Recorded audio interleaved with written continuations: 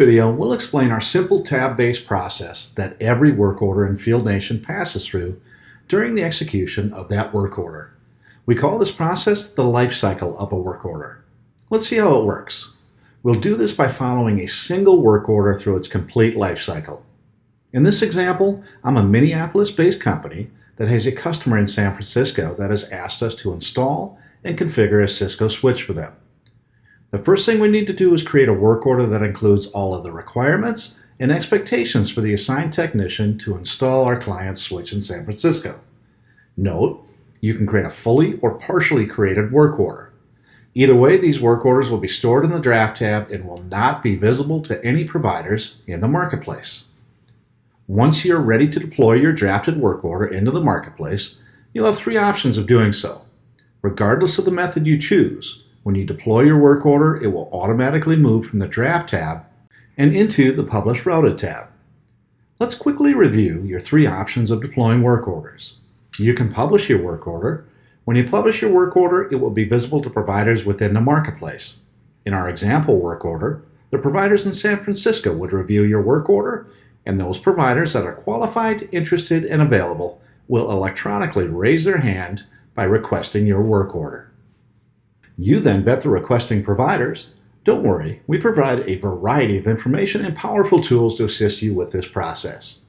Ultimately, you can assign the requesting provider of your choice. The second method of deploying work orders is what we call routing. Routing allows you to dispatch work orders directly to a specific provider or group of providers. Routing is typically utilized to directly engage with providers you've worked with in the past and that you'd like to work with again. Example, if I've previously worked with networking providers from San Francisco in the past, I may elect to route our San Francisco work order directly to those providers and bypass publishing into the marketplace. It's very important to understand this concept. When you route a work order to any provider or group of providers, the first provider who accepts your routed work order, who has not counteroffered your work order, will automatically be assigned to that work order. This is why it is imperative that you always pre-vet any provider before routing a work order to them.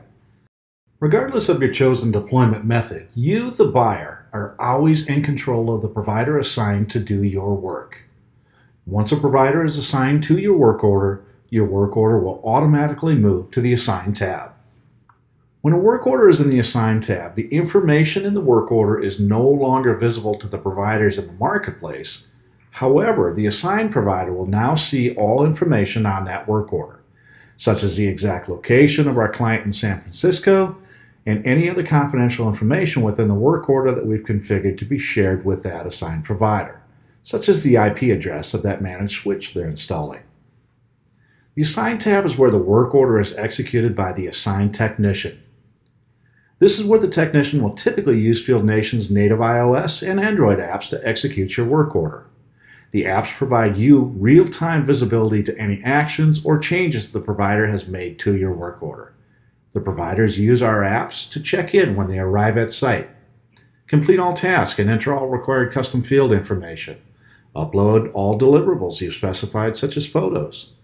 Providers are required to enter closing notes on all work orders. On our San Francisco work order, the provider may enter a closing note such as switch installed, configured and tested successfully by the client. The provider will also check out of the site using the app. The assigned technician will mark the work order as complete after they've completed all of the requirements on your work order. Note the program restricts providers from marking work orders as complete if they haven't satisfied all of the requirements on that work order. The work order automatically moves into the Done tab as soon as the assigned provider marks that work order as complete. The Done tab is where you review the completed details of the work order, such as the time logged on the work order, any additional increases, such as additional labor, or expense reimbursement requested by the provider. You'll review any deliverables uploaded to the work order, such as pictures of the installed switch showing the finished cable management, displaying the labels and ties. Two actions can occur by you after you've reviewed a work order in the Done tab. If the work order requires a correction by the provider, you'll mark that work order as incomplete. This physically moves the work order back into the Assigned tab and notifies the provider that a correction is necessary on this work order. The provider will then make the specified correction and remark the work order as complete. This moves the work order back to the Done tab, where once again it's ready for your review. After you've successfully reviewed the work order and all of the requirements you specified on the work order have met your satisfaction, you will approve the work order for payment. Once you approve a work order, it will automatically move into the Approved tab. Field Nation will pay the provider on your behalf. The provider's payment will have 10% deducted on work orders that are less than $1,000 and 8% deducted for those work orders that exceed $1,000. Field Nation processes all approved work orders for provider payment twice weekly.